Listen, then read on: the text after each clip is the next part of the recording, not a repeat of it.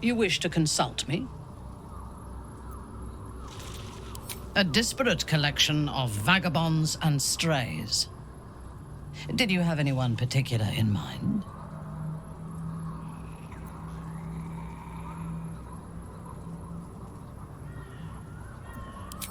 She is tolerable, but her faith in the Lady of Loss is poisonous.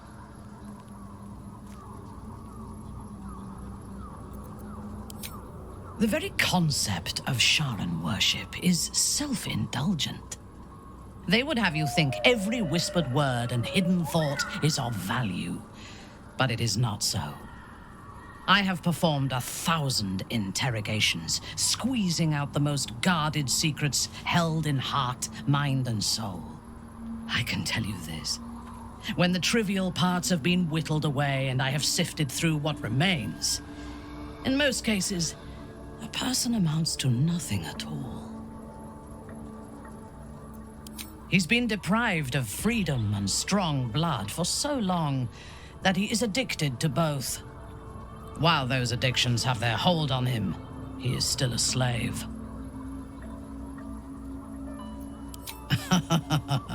No. He is well aware that I would exsanguinate him entirely if he flashed his fangs at me.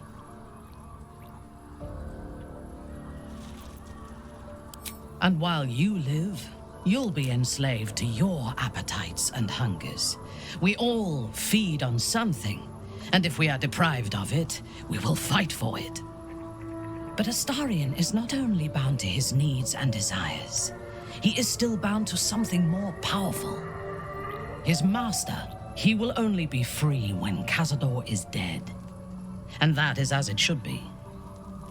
When the time comes, we must hope that he does not only take Cazador's long life, but the power that has sustained him as well.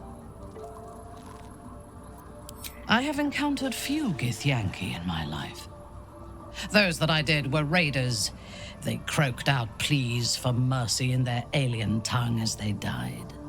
Meeting Lae'zel makes me wish I knew more of their culture.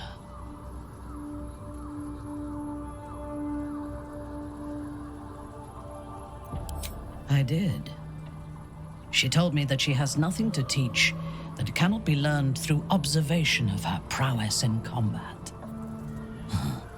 Perhaps she is right. She certainly cuts a striking figure in battle.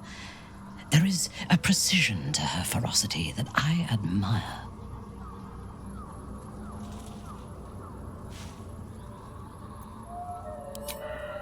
I think I am beginning to. In spite of her youth, there is a patience and precision in Lae'zel's thoughts and actions that I admire. Those qualities will strengthen as she matures. The wizard? No. Their mastery of the weave is commendable, but they are poor conversationalists. In my experience, they do not usually live long enough to make the effort of befriending them worthwhile. Either the enemy recognizes they are a threat and kills them swiftly, or their curiosity leads them to combust while experimenting with the limits of magic. Our wizard is already in a state of suspended combustion, thanks to that orb between his ribs. I suspect it is only a matter of time before he goes up in smoke.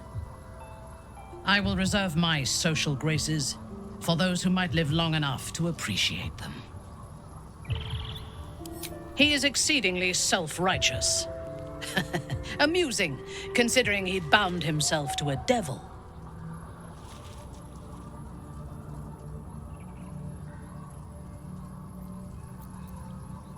I am not judging. I am making an observation. I would rather be allied with a warlock than the spoiled son of a noble who has more experience with diplomats than devils. I have never known anyone so ferocious and unassailable in battle, and yet so fragile and impermanent in their very being.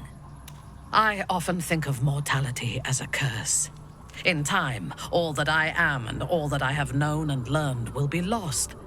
In time, our cities will be dust. Karlak does not seem to have such anxieties. Perhaps because she cannot afford to. She exists in the moment, and she will burn out and be gone in a moment. There is something very beautiful about that.